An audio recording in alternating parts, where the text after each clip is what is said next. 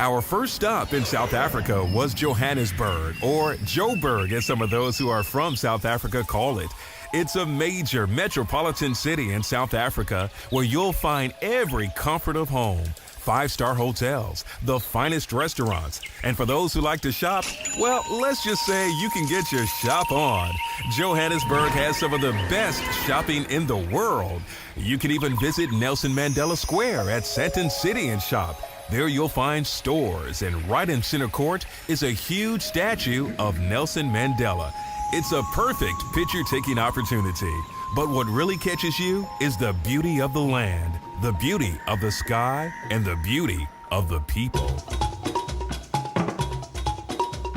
Johannesburg, of course, the first stop on this tour, which happened to be my favorite. One of the things I loved about it, aside from just meeting the people, was that we took this ride over to Soweto and visited the Nelson Mandela Family Museum. And it meant so much to me because in 1992, I went to Bill Clinton's first inaugural ball. I was dating someone who was a big part of it and invited me to this inaugural ball. And what I didn't realize until I got to the event is that he had also invited another guest.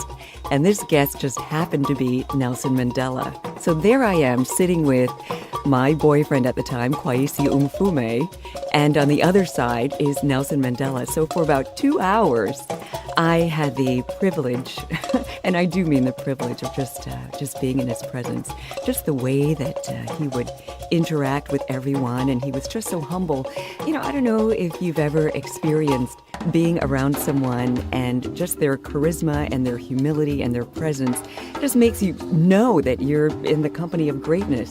I've never had that feeling. I've been around some amazing people, but this was something special, something really different that I've never experienced before or since. So taking that trip to Soweto and visiting his first home when he married his first wife, Evelyn, I think it was in 1946. This was their first house, and it's a very humble house in, I guess it's called Orlando West, Soweto. Very humble. It's got 4 rooms, very simple. The only thing that's different now is that they've added a bathroom. They didn't have the bathroom then. But anyway, he lived there, and then when he and Evelyn broke up in 1992, that was in I forget what year it was. But when they broke up, he remarried to Winnie Mandela, and they moved in a year after. And so he and Winnie share that same house. So it was just so cool just seeing all of the things that he lived in. Had this very small bed. The guy is 6'3" and lived in this very small bed. And on it is the skin of a jackal. It's like a blanket, it's a furry blanket. Just amazing. That he would live so humbly. And even when he got out of prison, Winnie had this amazing, opulent home built, but he refused to move into that house. He moved into the same old, humble house because that's just who he is. He didn't need all the bells and whistles. But unfortunately, he could only stay there for 11 days because of all the paparazzi and everybody was just showing up at his doorstep, so he ended up only staying there for 11 days. So that was an amazing part of the trip for me, just being there, knowing that was the same kitchen that he lived in, the same carpet that he was on, the same couch, looking out the window that he would look out of. This is where the first freedom fighters, this is where it all began. And just being in that house was just so humbling. I almost cried. I felt just the presence and the artifacts that were there. There was Sugar Ray Leonard had donated a belt to him just to show his love and appreciation for Nelson Mandela. And what I didn't know is that Nelson Mandela was a photographer. That was just his hobby. So there were many photographs that he had taken, and of course many photographs of him and his wife and his children, and just beautiful. I just really felt like I was a part of his experience just by being in his house. And again, it might sound funny to say just being on the carpet that, I know that he was walking around there just barefoot, and being in the kitchen and being in the living room and, where he sat, and they kept everything as well preserved as they could, just as it was when he lived there. It was amazing, just an amazing experience.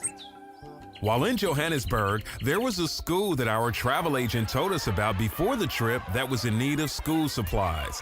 So we all brought pens and paper and pencils and books and other school supplies, and we took them to the school where the children were all gathered in front of the school as our buses arrived. Now, mind you, this happened on a Sunday, and the children came to school just to greet us on a Sunday and share their thanks through song.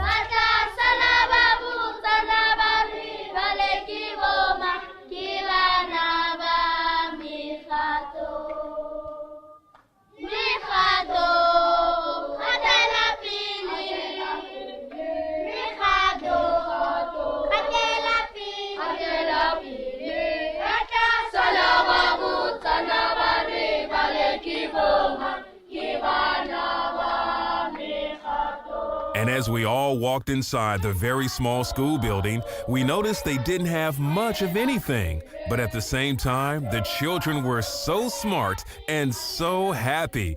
And you can probably guess tears began to fall as the ceremony took place.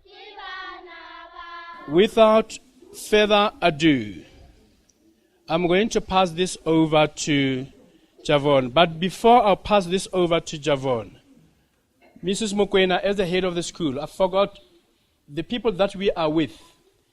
This gentleman here, that lady, her name is Javon.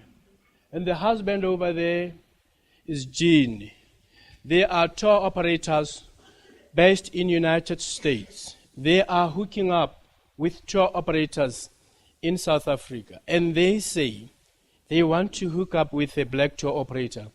And they chose us as one of the suppliers. I'm telling you, you honored people. And these honored people here, the books that they will be giving you, Jean and Javon will tell you where do they come from.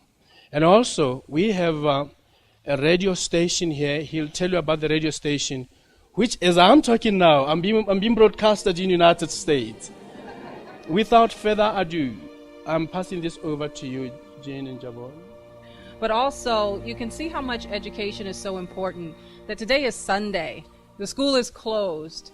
And not only has the principal come, but she's brought faculty and the students. And they're just so grateful for what we are providing. I cannot take all of the credit because all of the group, they have brought supplies on their own to donate to the school based on the list that you gave us as far as what your needs are. And one of the things that I wanted to say is, I opened an envelope that came in the mail, and I'm getting tearful, but to my surprise, there was a $1,000 check in there from Cheryl Burton.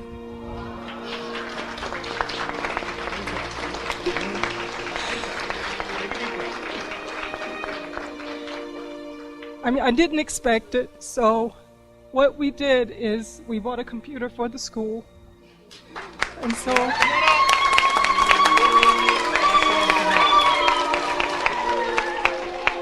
Thank you. It's an honor for us as Mekgatong Primary School to have you here. Thank you very much, and we'd like to thank Tate Mutsuki and Jean for bringing you here. It shows that they care about us. We are a very small school, and we need all the support that we can get. And we thank everybody for all that you've put in to make us a little bigger. We will always remember you, always. Thank you very much for coming. Our learners here, like I said, we are a small school. Our learners are from 5-year-olds to 9-year-olds. But for today, we only asked the 8 and 9-year-olds to be here because the others are just small and we didn't want to bring them here on a Sunday as well. Thank you very much for coming. Thank you for everything. Thank you. Thank you. God bless.